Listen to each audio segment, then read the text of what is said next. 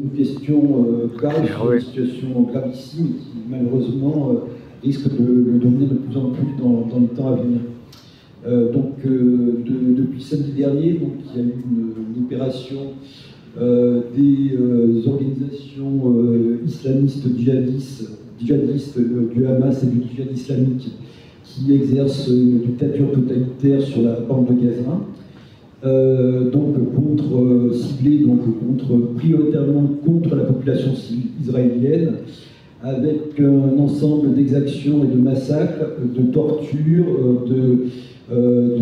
d'enlèvements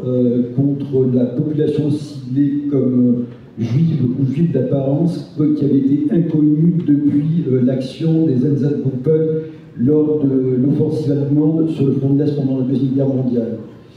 À cette occasion, vous avez, au nom du PCF, pris une attitude extrêmement claire dès le début, en affirmant que cette opération de ces organisations était des crimes de guerre commis par des organisations bien désignées expressément comme terroristes. Au niveau de la France insoumise, il y a eu un certain flottement, on va dire sur le plan sémantique, avec un refus catégorique de reconnaître ces organisations comme étant terroristes, mais il faut le reconnaître quand même, une reconnaissance du caractère de crime de guerre des exactions commises sur les populations civiles. En revanche, au niveau de certains partis, organisations, mouvements, associations de l'extrême gauche radicale, je pense notamment liste inexhaustive au nouveau parti anticapitaliste, à Révolution Permanente, au Parti des Indigènes de la République, à l'Union Juive Française pour la Paix et d'autres mouvements et associations. Malheureusement, il y a eu une prise de position, on va dire, d'approbation sans réserve de l'opération engagée par ces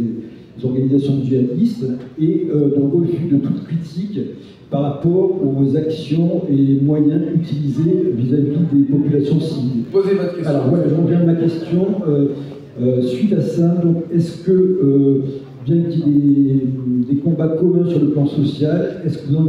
envisagez au niveau du PCF d'en tirer des conséquences en termes de relations avec ces organisations, notamment concernant leur participation à des manifestations, événements faites du PCF ou accès aux médias du PCF ou affiliés au PCF?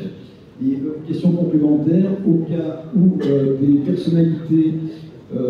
élues ou responsables du PCF ou organisations du PCF ou affiliés au PCF auraient pris des positions similaires, est-ce que vous comptez en tirer des conclusions également? Alors écoutez, vous avez d'abord longuement exposé